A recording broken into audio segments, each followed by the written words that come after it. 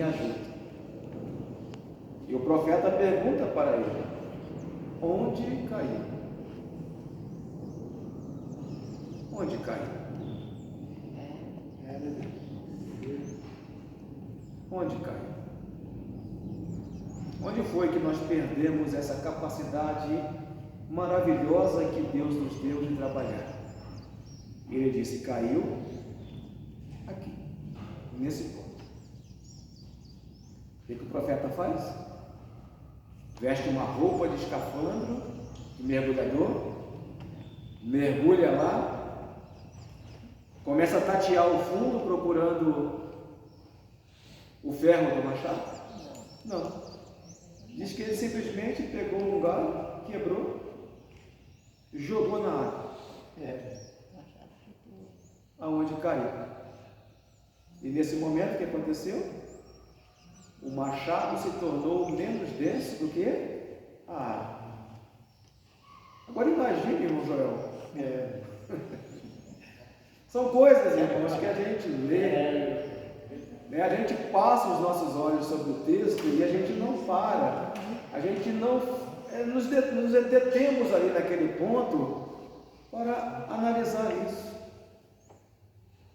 Imagine aqui, ó, como se fosse o rio, e o machado boiando como se fosse isopor. Boiando ali. Quem teve que pegar o machado? Foi quem? O profeta? O que o texto diz? Vamos ver? Versículo 6. Ao que o homem de Deus indagou: onde caiu o machado? E imediatamente outro servo lhe apontou o lugar.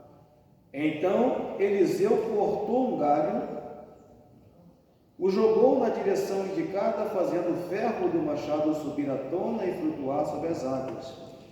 Então disse ao servo: quem está dizendo?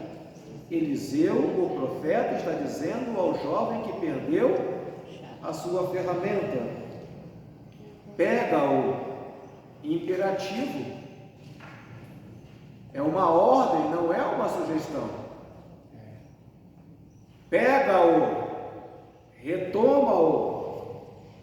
Ele estendeu o braço e tomou o machado nas mãos.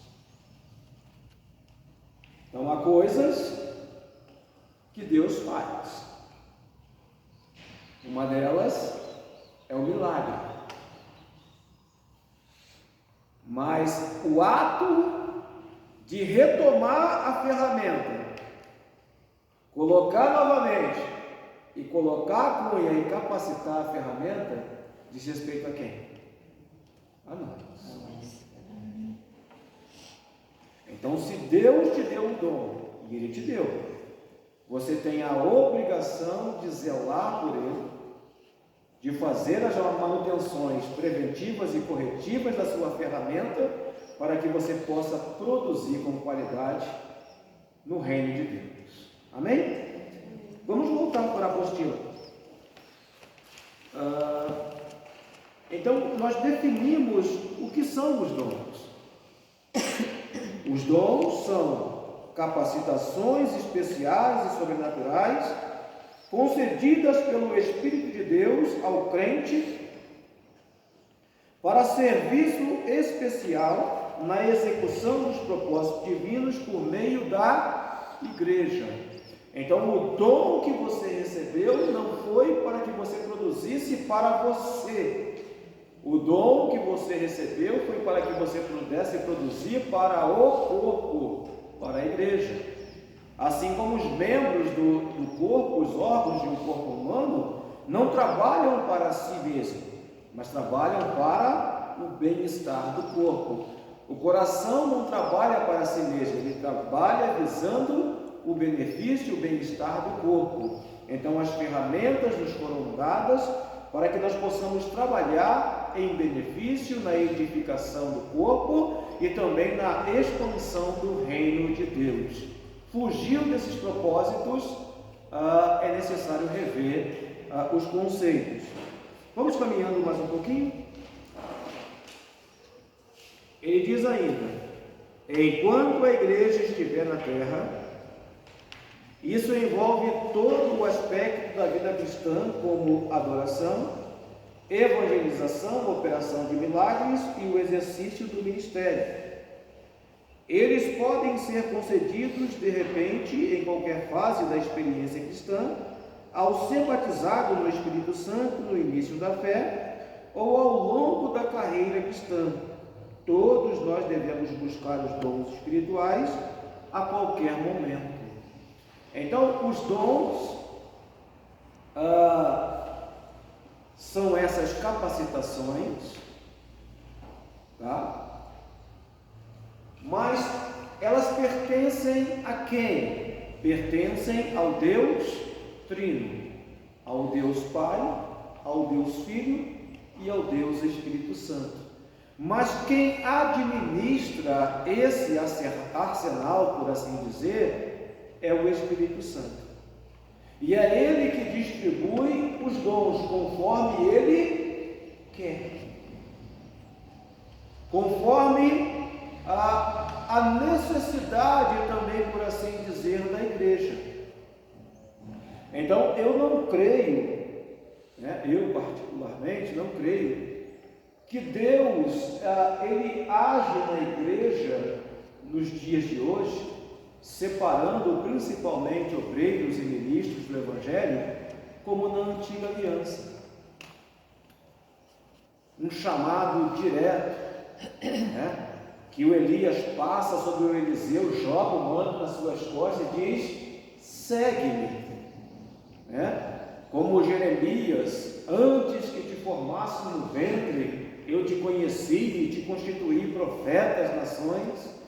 Eu particularmente acredito que Deus, Ele vai concedendo esses dons e essas capacitações de acordo com a necessidade da igreja.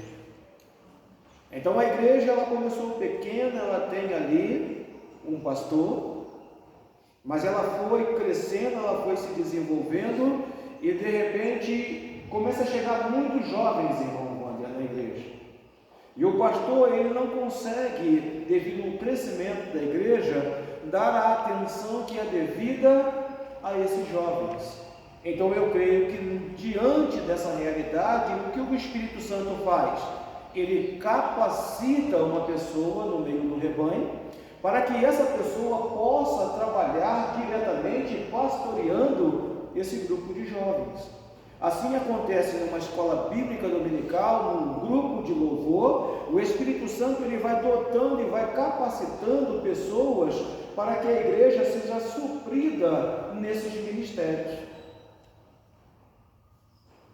Mas parece que muitos não compreendem isso. Há igrejas que têm mais pessoas no púlpito do que na nave da igreja, porque muitos interpretam a questão do ministério como se fosse uma carreira militar, Você entra lá, você ingressa na carreira ministerial como cooperador, aí depois você sobe um degrauzinho, você passa a ser diácono, depois você passa a ser presbítero, evangelista, pastor. Não existe essa escada. Não existe essa escada. Então, o Senhor pode levantar diretamente o meu irmão ali e dar a ele um dom pastoral? Sim ou não? Pode. Em que igreja Timóteo foi cooperador, irmão Wander? Em qual igreja Timóteo foi cooperador? Ou diácono? Ele foi constituído diretamente como evangelista. E depois ele exerce o pastorado na igreja em Éfeso. Eu não fui diácono. Sim, foi. Eu cooperava e depois já fui para o presbitério. Isso, diretamente. Então, quem constrói essas estruturas, esses organogramas, são os homens. Mas se nós olharmos para as escrituras, nós não encontramos essas coisas. Mas aqui, até mesmo porque às vezes a pessoa é um bom diácono, não consegue ser um bom presbítero, dentro da função. Sim. E às vezes é um bom presbítero e não conseguiu ser um diácono na altura daquilo. Porque esse tipo de estrutura é um pouco complicada, porque o crente ele está desenvolvendo ali, auxiliando como auxiliar de trabalho, como um cooperador, mas a sua atenção está sempre voltada para quê? Para o próximo degrau. E quando ele passa para o próximo, ele não consegue desenvolver o seu ministério, porque ele está sempre pensando no degrau de cima, né? A questão dos diáconos, ela foi constituída por quê? Se você olhar para o capítulo 6 do livro de Atos, nós vamos ver ali que a igreja começou a crescer em Jerusalém. Então, havia o conceito de judeus que viviam ali na Palestina, por assim dizer, e havia os judeus helênicos, ou seja, que vieram de outras partes do império. E quando esses judeus helênicos foram agregados à igreja, foram incorporados à igreja, parece que na divisão ali, na assistência social, o que estava acontecendo? As viúvas helênicas, elas estavam sendo preteridas, ou seja, deixadas de lado, e as viúvas judias, por assim dizer, da Palestina, estavam sendo beneficiadas. E isso gerou o quê? Gerou um ruído na igreja. E bateram na porta de quem? Do colégio apostólico. Bateram na porta, dizendo: olha, está errado, não pode ser assim. Os apóstolos disseram o quê? Nós não podemos deixar o ministério da oração e da palavra e nos preocuparmos com questão de assistência social. Constituam dentre vós 7 homens, cheios de quê? Do Espírito Santo, e eles serão constituídos para desenvolverem esse serviço na igreja. Então, podemos chamar de ministério diaconal, ou serviço diaconal, ele foi no primeiro momento estabelecido como um serviço para suprir necessidades não espirituais, mas necessidades físicas, atendendo o quê? A necessidade não só das viúvas, dos crentes e também dos próprios apóstolos, porque a preocupação maior dos apóstolos era qual? A oração e a pregação da palavra. Quando nós lemos, vamos dar uma olhadinha, Filipenses, capítulo de número 1,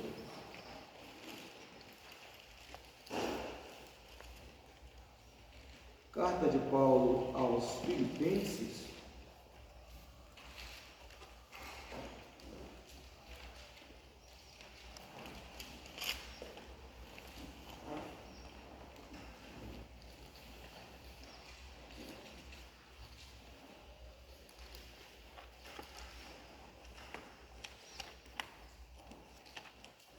quem pode ler para nós? Capítulo 1, versículo 1. Paulo e Timóteo, servos de Jesus Cristo, a todos os santos em Cristo Jesus, que estão em Filipos, com os bispos e diáconos. Veja que aqui, essa função diaconal, irmão Wander, ela teve o quê? Uma progressão. Numa linguagem aí da informática, houve um upgrade, ou seja, ela cresceu.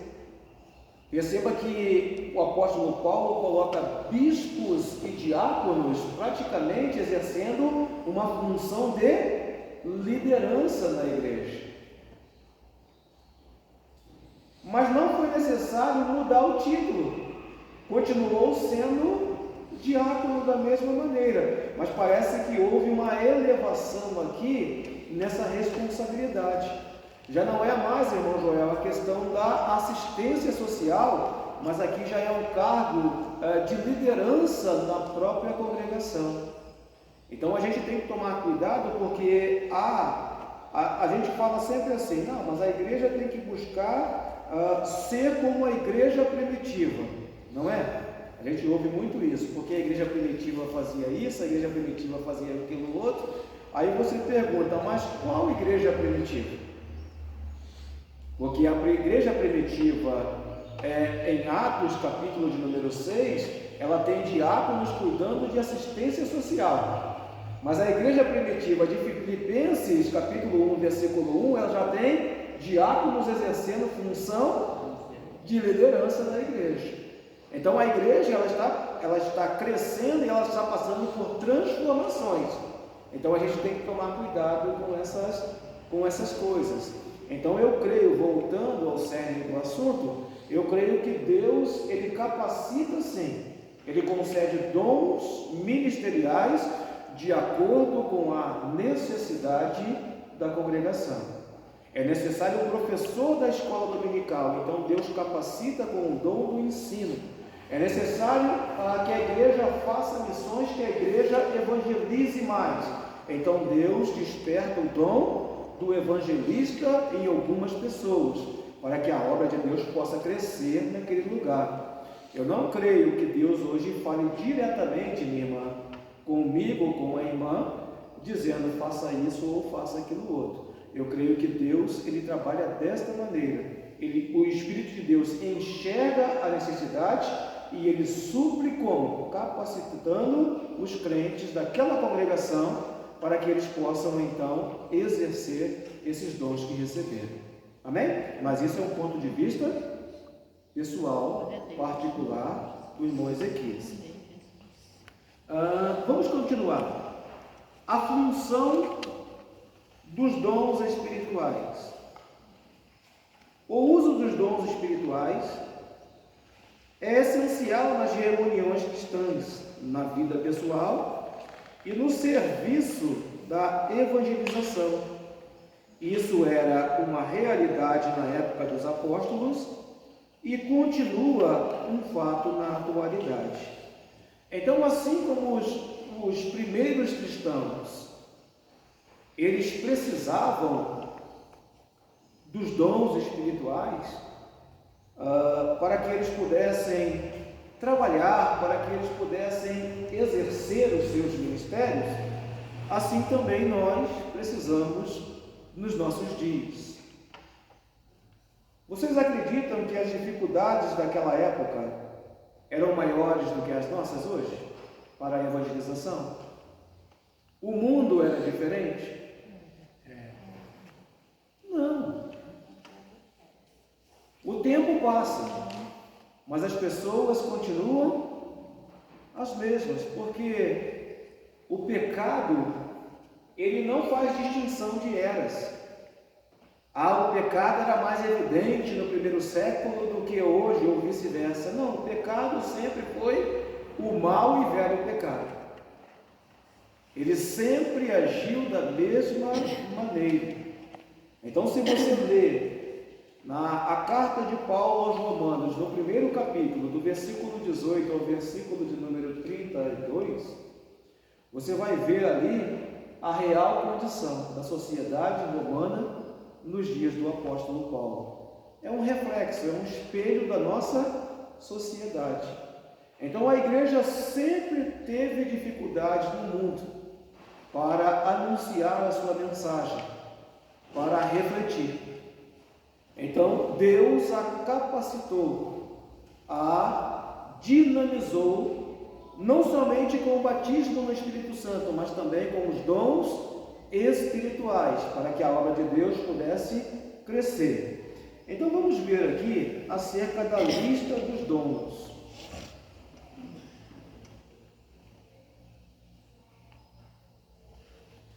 Há quem acredite que existem apenas 9 dons espirituais, pois interpreta como únicos os apresentados no versículo 8 a 10. Mas o apóstolo apresenta mais 2 listas de dons espirituais neste mesmo capítulo, uma com 8 dons e outra com 7, incluindo algumas repetições da primeira lista.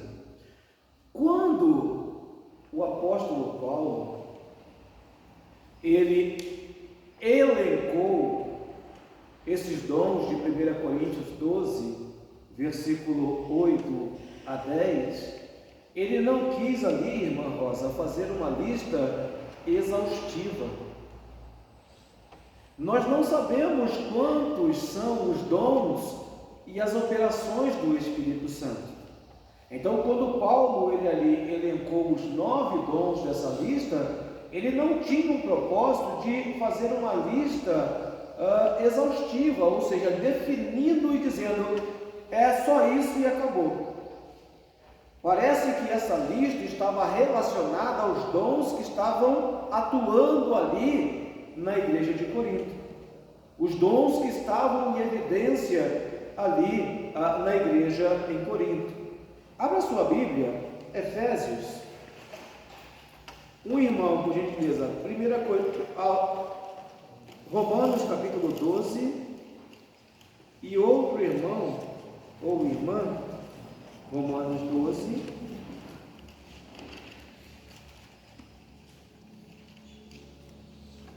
e outro irmão ou irmã, Efésios capítulo 4, Romanos 12,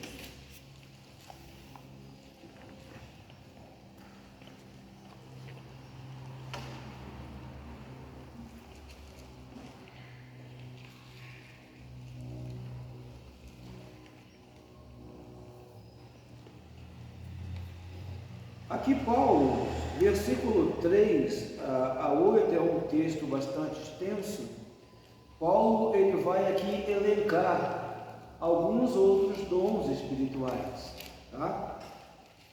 Versículo de número 4. Pois assim como em um corpo temos muitos membros e todos os membros não têm a mesma função, assim também nós, embora muitos, somos um só corpo em Cristo e cada membro está ligado a todos os outros.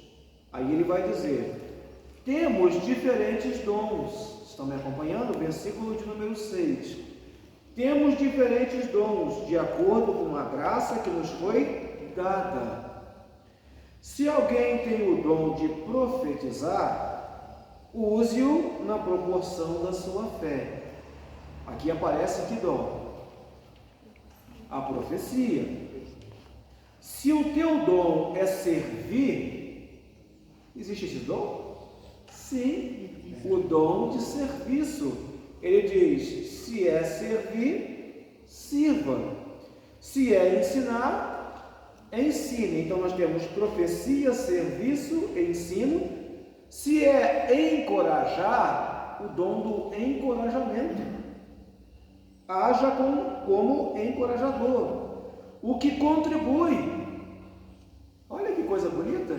Existe um dom de contribuição. Né?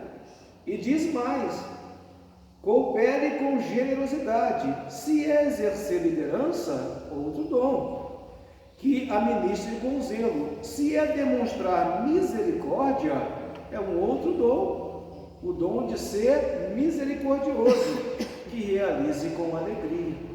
Então, além de 1 Coríntios capítulo 12, 8, 10, nós temos uma lista então aqui em Romanos capítulo 12, versículo 3 a 8. Agora vamos em Efésios, carta de Paulo aos Efésios, Gálatas, Efésios, capítulo de número 4.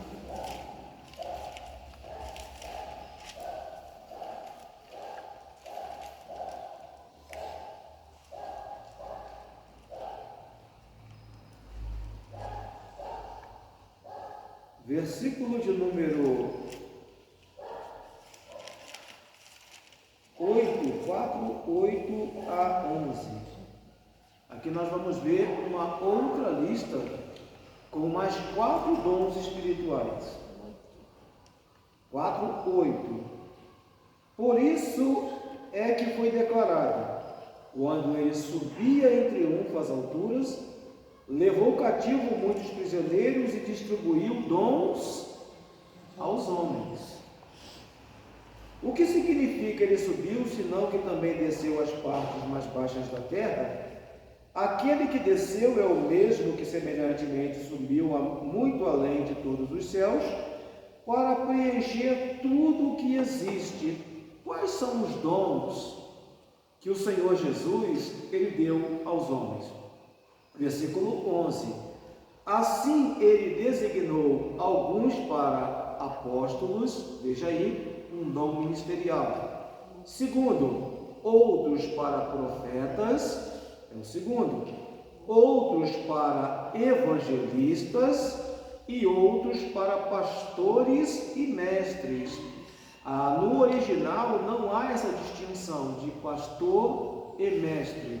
Lá diz pastor, mestre. Então são 4 dons ministeriais.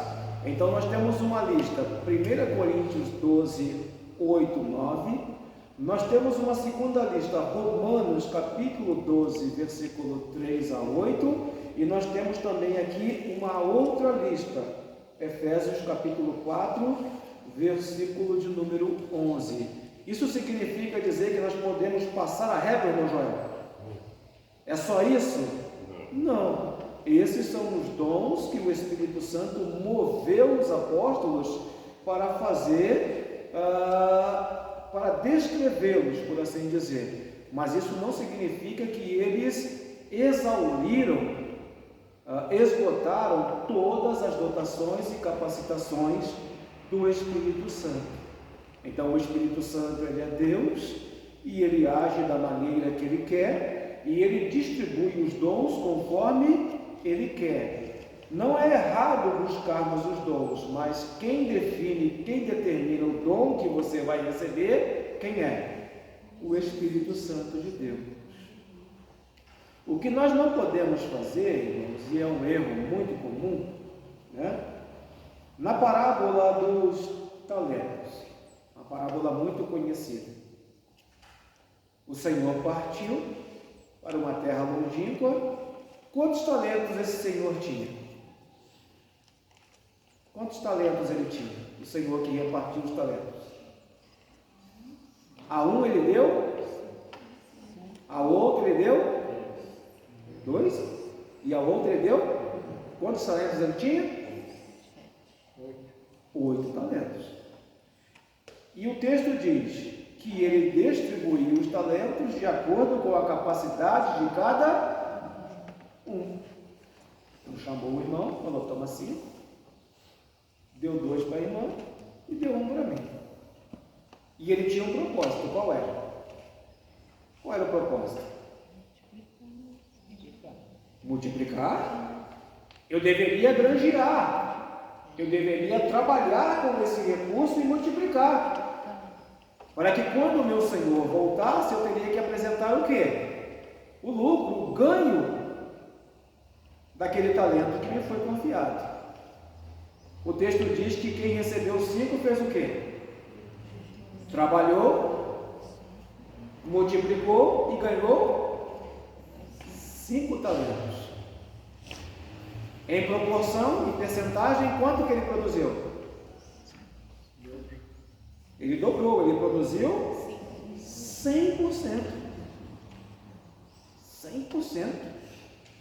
O segundo recebeu 2, granjeou, ganhou 2.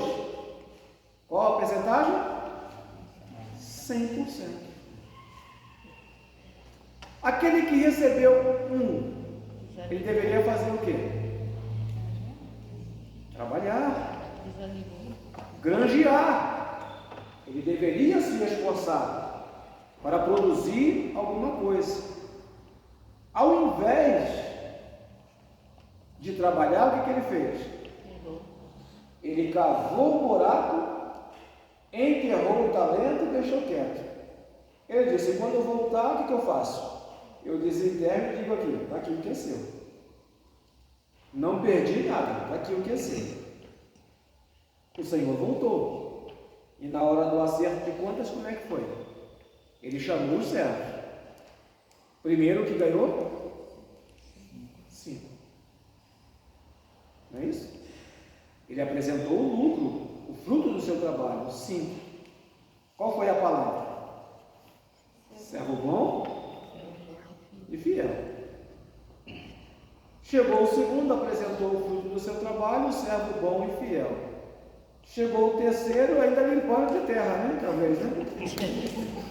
Passando um paninho ali no talento, está dizendo, ó, aqui o que é teu, está aqui, ó.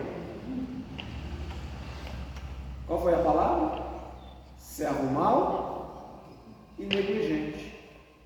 O mínimo dos mínimos que você deveria fazer, o que era? Buscar uma aplicação financeira e investir, para que eu não tivesse perda. Nem isso você fez. Aí ele disse assim, eu tive medo de investir o teu dinheiro. Eu tive medo de trabalhar com os recursos, porque sei que tu é um